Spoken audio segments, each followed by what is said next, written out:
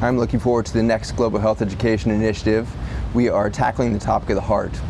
For too long, the pharmaceutical industry has dumbed down our education as physicians to a story of cholesterol, and we have in fact demonized this small nutrient in our bloodstream that we would call LDL cholesterol. And this LDL cholesterol, which is manufactured by the liver, is a profound anti-inflammatory. It's one of the primary mechanisms by which you prevent cardiovascular disease.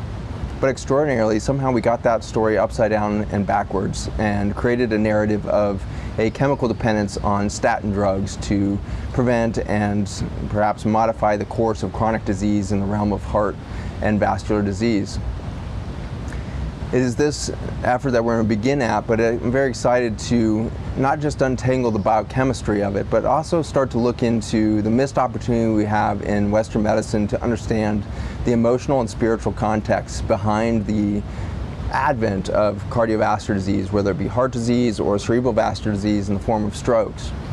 The emotional, spiritual aspects that lead to the stressors that will then go on to form these patterns of chronic injury and failed injury repair are actually really predictable, and we get to see the macro versions of this unfold in clinic every day.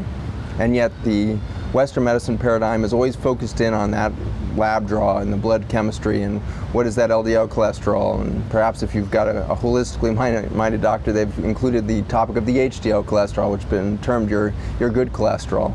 But in fact, the HDL is simply a recycling mechanism for LDL, which again, it just speaks to this failure of understanding of the greater narrative of biology around heart disease.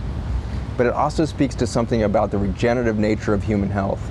And so as we tackle the topic of heart, I think we're going to get to see something about the way in which the human body and biology as a whole was designed forever to be a regenerative, adaptive, and always striving for biology at its prime. We are excited to share this broader spectrum of insights with you. It's going to be an exciting time for us to dive into the topic of heart disease from multiple different angles and include you in a journey that's going to take you into an understanding of not just the heart, but perhaps the heart-mind connection and perhaps the gut-heart-mind connection and how all of those tie together.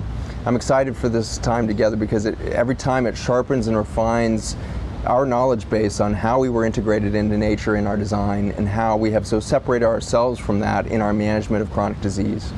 We have an opportunity to shake off our codependence of chemicals and start to reintegrate into the nature in which we were created.